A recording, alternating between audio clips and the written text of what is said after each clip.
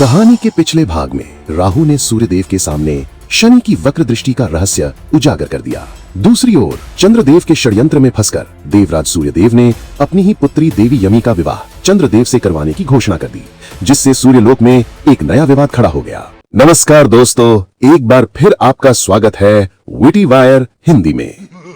शनिदेव सूर्यदेव के चंद्रदेव से देवी यमी का विवाह करवाने के निर्णय पर आपत्ति प्रकट करते हैं और कहते हैं, आपकी भी उत्तरदायित्व यही है कि आप अपनी पुत्री की इच्छा का मान रखें और यमी किसे अपना पति चुनेगी ये उसका स्वयं का निर्णय होना चाहिए। चंद्रदेव अपनी योजना के तहत सूर्यदेव से कुछ कहने की इच्छा प्रकट करते हैं और कहते हैं, इतना विवाद क्यों? कौन है यमी? एक कन्या, एक नारी, तो उसकी इच्छा और उसके निर्णय का प्रश्न उठता ही कहां से है? सृष्टि में सदैव से पुरुषत्व को प्रधानता दी गई है। पुरुष नेतृत्व करता है और स्त्री अनुगमन, यही नीति है। और वह पुरुष यदि पिता हो तो वो ईश्वर तुल्य होता है और ईश्वर के निर्णय पर संशय नहीं करते, इसलिए सूर्यदेव के निर्णय का विरोध करने का यमी का कोई अधिकार नहीं। इस पर शनिदेव कहते हैं, आपने मेरे सारे संदेह दूर कर दिए चंद्रदेव। अब तक सिर्फ संदेह था कि आप नारी का सम्मान नहीं कर सकते, परंतु अब आपने स्पष्ट कर दिया। अब मैं कुछ संदेह दूर कर देता हूं चंद्रदेव। पिता संतान का पालन पोषण करता है, परंतु तब जब संतान जन्म ले और संतान को जन्म एक माता देती है। एक स्त्री ही है जो पुरुष के वंश को आगे बढ़ाती है।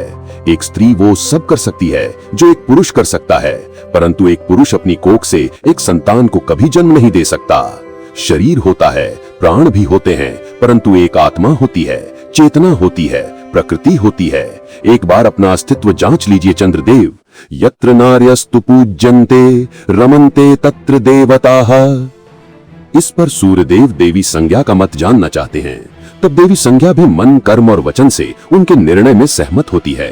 फिर यमदेव और अंत में विवश होकर देवी यमी भी सूर्यदेव के मत का समर्थन करती है, परंतु शनिदेव अपनी बहन की आंखों में पीड़ा और विवशता के आंसू देख लेते हैं।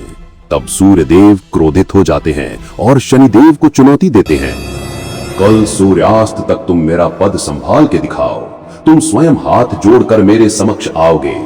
शनिदेव चुनौती स्वीकार कर लेते हैं। शनिदेव ने सूर्यदेव की चुनौती स्वीकार कर ली है। क्या एक दिन के लिए देवराज बनकर शनिदेव सूर्यलोक में न्याय स्थापित कर पाएंगे? क्या वो अपनी बहन यमी को इस संकट से बचा पाएंगे? अपनी राय हमें नीचे कमेंट्स में जरूर बताएं। अगर आपको ये कहानी पसंद आ रही है तो वीडियो को लाइक करें, अपने दोस्तों के साथ शेयर करें और विटी वायर हिंदी चैनल को सब्सक्राइब करना न भूलें।